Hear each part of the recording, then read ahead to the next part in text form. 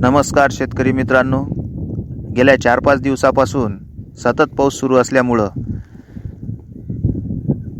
शेतात तण खूप वाढलेला आहे आणि या तणाचं नियोजन करणं खूप महत्त्वाचं आहे.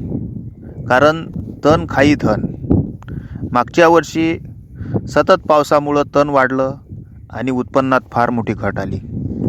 एक वेळ खत कमी दिलं तरी चालेल, फवारा एक कमी मारला तरी चालेल, पण तणाचं नियोजन हे फार आवश्यक आहे. तणनाशक मारताना काही काळजी घ्यावी लागते. तुमचं पीक किती दिवसाचं झालं, त्यामध्ये कुठलं तण आहे, तर याविषयी तज्ज्ञाजवळून माहिती घेऊनच तणनाशक मारावं. आणि याहूनही चांगला उपाय म्हणजे जर तुमचं शेत सोकलं असेल तर खुरपणी आणि डवरणी हे सर्वात चांगलं, जेणेकरून पिकात उकरी होते आणि उकरी झाली का पीक जोमानं वाढते आणि पीक जोमानं वाढलं की उत्पन्नात वाढ होते. म्हणून जुने लोक सांगतात, तण खाई धन. जय किसान.